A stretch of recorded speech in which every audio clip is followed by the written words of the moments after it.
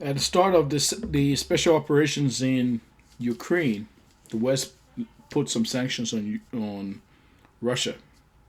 They hit the Russian central bank with sanctions, and central bank reserves that were in the West were frozen. This caused the ruble, Russian ruble, to tumble. It fell as far as I think about 140 something to the dollar. The central bank then raised interest rates from 9% to 20% to stave off the fall. It stabilized it a little bit, stop it from falling more, but that also has a problem because then that makes credit hard to come by, and that could put a damper on growth. But people were wondering, why would Russia store their money in Western banks? Well, while the West was playing checkers in Yuan Kwanton, Russia is playing chess. That was a trap that the West didn't see coming. So Russia just made a response. And I'll play the clip for you to see it, but I'll also going to read what is part of what Putin was saying. You see, everybody make a statement about Putin being a former KGB man. What you don't understand, he's also a lawyer. So he finds legal precedents to follow. So, President Putin's response puts creates trouble for the West.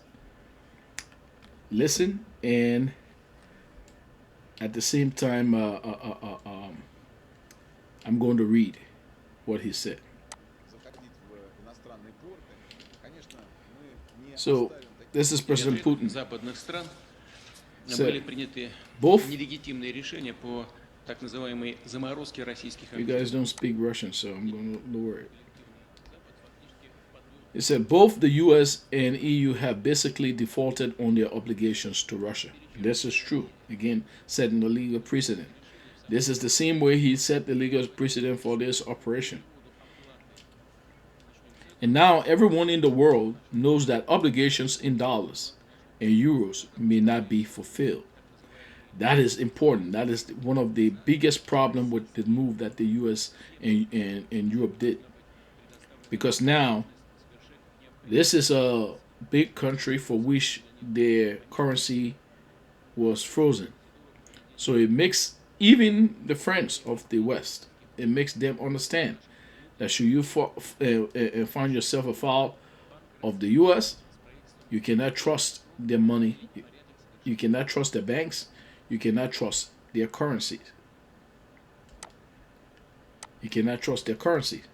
So most people are going to start being careful taking their money outside of Western banks and out of Western currencies. Putin continues. It is quite obvious that in this regard, it makes no sense for us to supply our goods to both the EU and the USA and receive payment in dollars, euros, and a number of other currencies.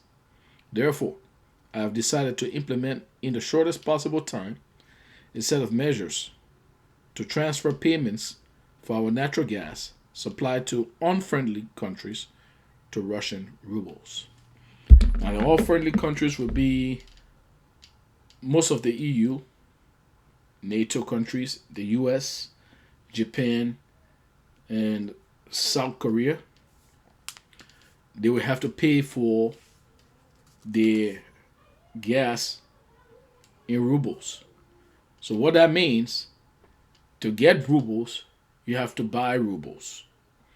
You can buy from the Russian central bank for which you froze their assets, or you can buy from any of the other Russian banks which you froze their assets, for which you sanction, or you can buy somewhere on the open market. However you get rubles, you have to pay for it. And when you pay for it, the demand for ruble goes up. As the demand for ruble goes up, the value of the ruble goes up. Just this announcement alone, the ruble went up, the value of the ruble went up. So it was no longer at 140 to a dollar. It dropped down to 94 and then stabilized at around 97 to a dollar. So Russia is using their sanctions on them.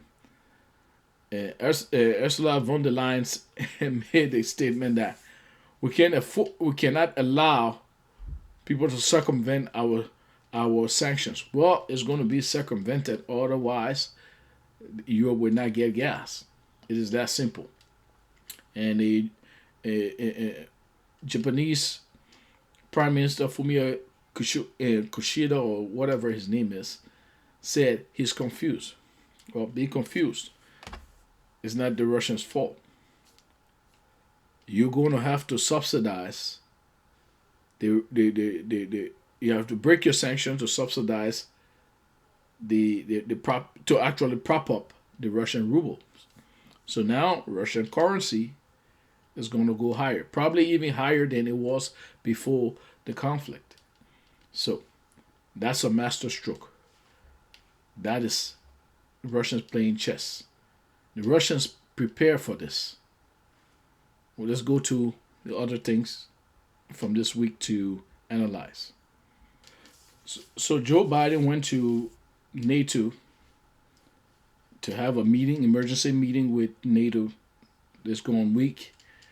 And from statements, it looks like he was trying to push for NATO to to put more sanctions on Europe.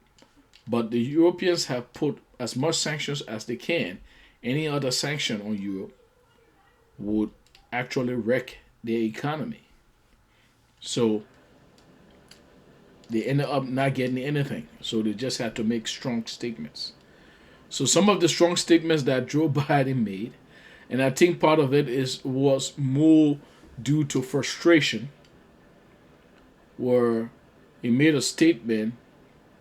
One of them was that as he was speaking to the 82nd Airborne, he made a statement that they would see the bravery of the Ukrainians when they were in Kiev. So it was taken as if to say he's saying that the U.S. going to put troops in Ukraine. I promise you, they're not going to. But let's listen. With the Ukrainian people have a lot of backbone. They have a lot of guts, and I'm sure you're observing it. And I don't mean just the military, which is we've been trained in since back when Russia moved into in the southeast Ukraine, but also the average citizen. Look at how they're stepping up. Look at how they're stepping up. And you're going to see when you're there. Some of you have been there. You're going to see.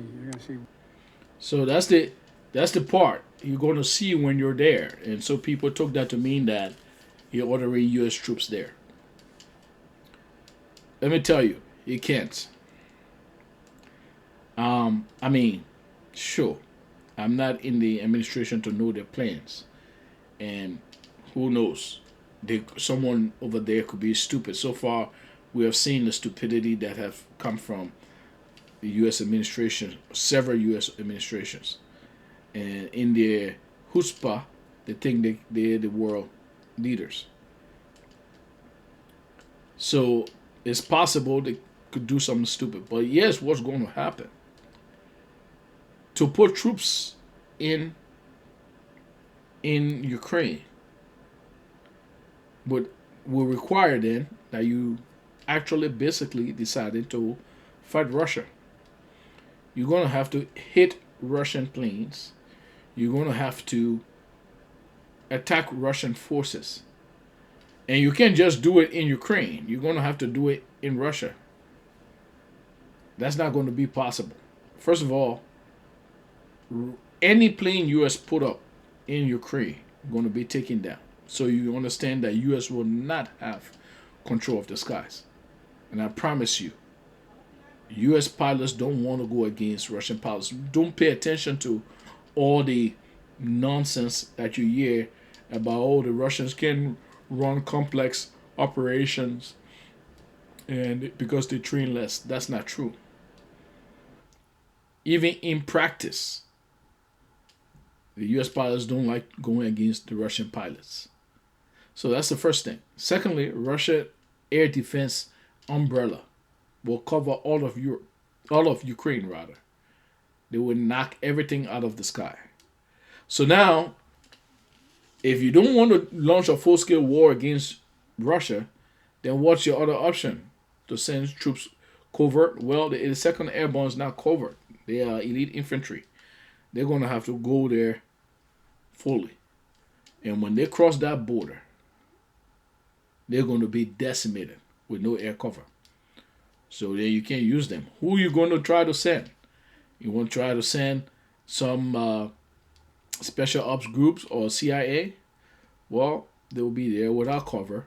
They will be treated as mercenaries and they will be killed. So, this is just bluster, or it could be Sleepy Joe being himself again. Another thing that Joe Biden resorted to last week was insults. So, they have resorted to start insulting President Vladimir Putin. So, I would ask you this, since they're on the news all the time saying that things is going bad for Russia, why don't they just sit down? If it was true, well, don't they just sit down, bring your popcorn, have your popcorn ready, and chill, and watch the show, watch the Ukrainians winning? You know why? Because it is not true. So they're resorting to insults. As I pointed out before, they're not going to win on the battlefield. In reality, they're not going to win on that. They're going to try to win in the narratives. Maybe you will soon see some, maybe a Rambo-like movie with Ukrainians beating Russians on TV, just as you saw when the U.S.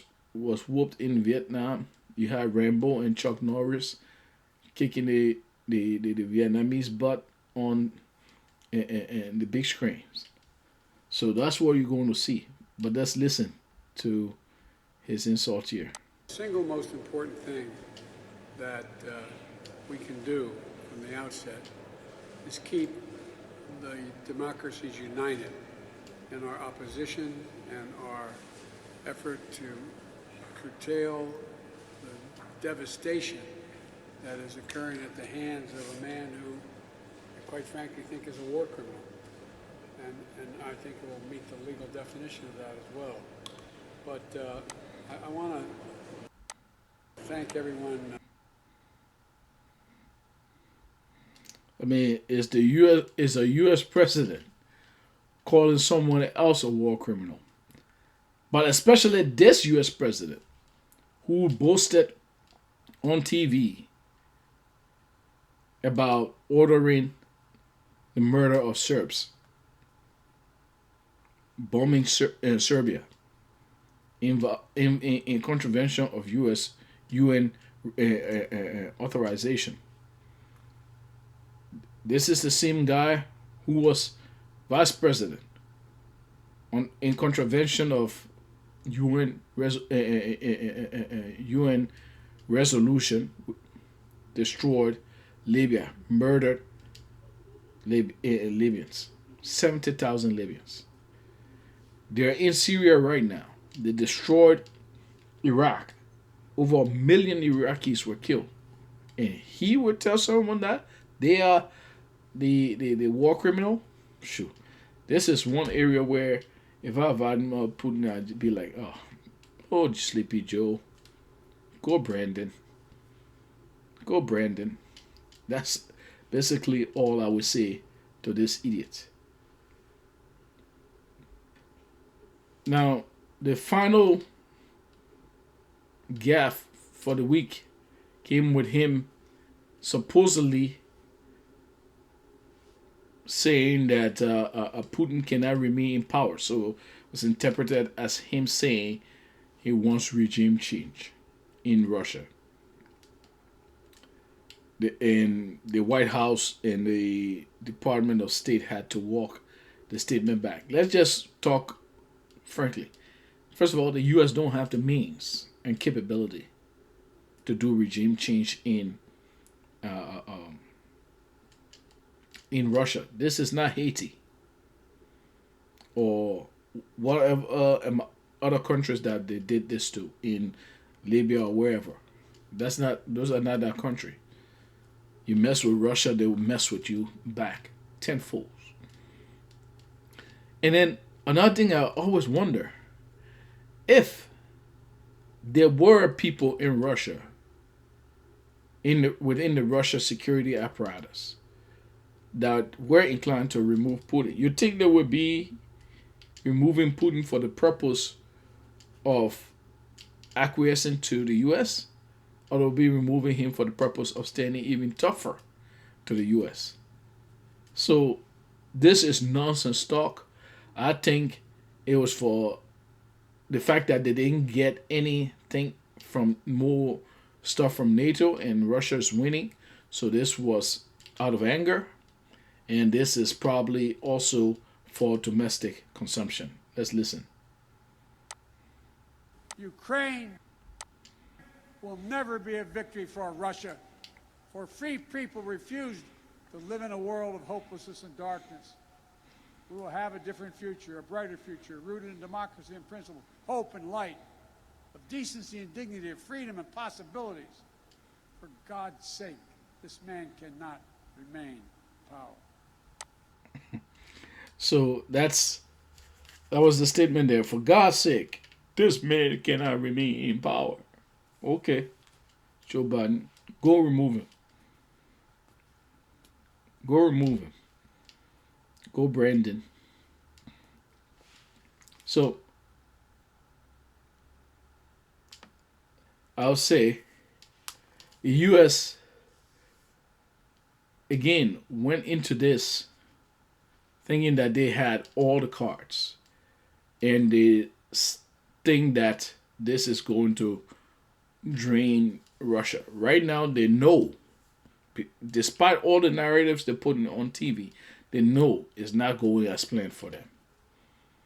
They know very well, and it's pissing them off.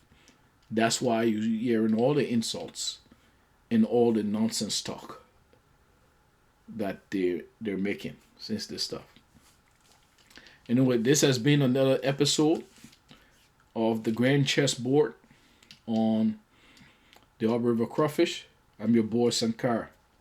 Like, share, subscribe, and by all means, comment.